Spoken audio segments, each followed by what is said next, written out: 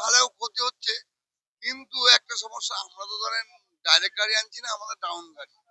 Direct গাড়ি আনলে আমরা মাল বেচতে পারবো না, কারণ এখন একটা ডাউন গাড়ি ভাড়া হচ্ছে 2.5 টাকা কিলো, 2 টাকা 25 পয়সা কিলো, 2 টাকা কিলো আমাদের ডাউন গাড়িতে কেজিতে ভাড়াতে চলে আসছে। আর ডাইরেক্ট গাড়ি করতে গেলে সেই ভাড়াটা পড়ে যাবে মোটামুটি 3.5 থেকে 4 টাকা। অথবা আমাদের সব ডাউন গাড়ি, আমাদের বিহার, উড়িষ্যা আছে, বিহার আছে, রাঁচি থেকে আসছে। কিন্তু আমাদের ডাউন গাড়ির জন্য আমাদের অত অসুবিধা পড়ছে না। যদি আমরা ডাইরেক্ট গাড়ি করি তাহলে আমাদের অসুবিধায় পড়তে হবে, যেহেতু আমাদের ডাউন গাড়ি। সব আমাদের বিহার থেকে আসছে, রাঁচি থেকে রাঁচির মাল আসছে। হ্যাঁ, সব আমাদের ডাউন গাড়ি। আমাদের ডাউন গাড়ির জন্য আমাদের অসুবিধা হচ্ছে না। যাদের ডাইরেক্ট মাল নিয়ে আসবে তাদের কিন্তু বিরাট অসুবিধা। এখন একটা ব্যাঙ্গালোর থেকে একটা গাড়ি আনা যায়, মহারাষ্ট্র থেকে, গাড়ি ভাড়া 1,80,000, মানে 6 টাকা কেজি, 6.5 টাকা কেজি গাড়ি ভাড়া। 1 কেজি মালে একটা তরমুজের ওজন যদি 3 কেজি হয়, 318-21 টাকা খালি গাড়ি ভাড়াই পড়ে যাবে। একটা তরমুজে 21 টাকা গাড়ি ভাড়া, তাই না? হ্যাঁ, ভাড়াটা কম হলে আমরা ধরেন কমিশনে মাল বেচি। এবার যারা ধরেন চাষিরা মাল পাঠাচ্ছে, তারা ভাড়ার জন্য ধরেন সব মোকামে সব মাল আনতে পারছে না। কারণ আর ছোট গাড়িতে এখন ধরেন পুরোটা পিক আপে আগে যেরকম 4 টন মাল নিত, এখন তো 3 টনের বেশি নিচ্ছে না, কারণ পাস নাই।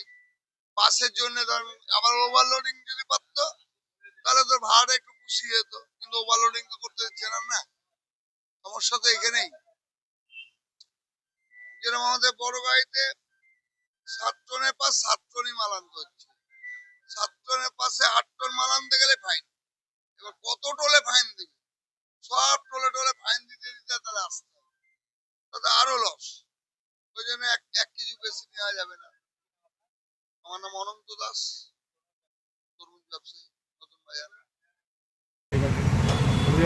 আরে আমতলা যাবো, আমতলা থেকে এসে যাবো, কোনো প্রচুর চাপ।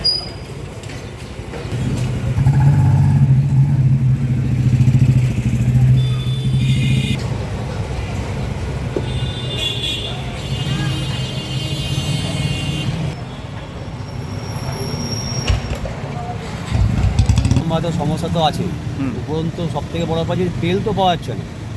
তেলটা পাওয়া গেলে তাও হয়, তেলের দাম বাড়াতে তো মানে আমাদেরও সমস্যা, মানে কি জনতারও সমস্যা। আর কিছু করার নাই, মানে নিয়ে চলতে হবে এখন। একটু আগাও কিছু না, ভাড়া মার্কেট তো মানে তেলের দাম বাড়াতে মানে ভাড়া মার্কেটে চলে হয়ে গেল। তাছাড়া এবং তেলও পাওয়া যাচ্ছে না, তেলটা পাওয়া গেলে তাও মানে হয়।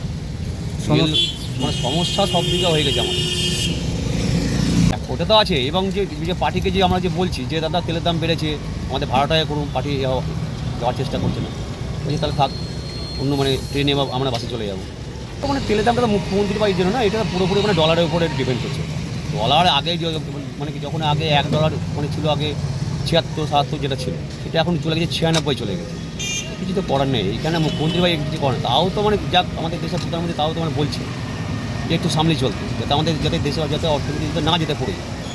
কি নাম করার নেই। কি নাম আপনার? গণেশ ঘোষ।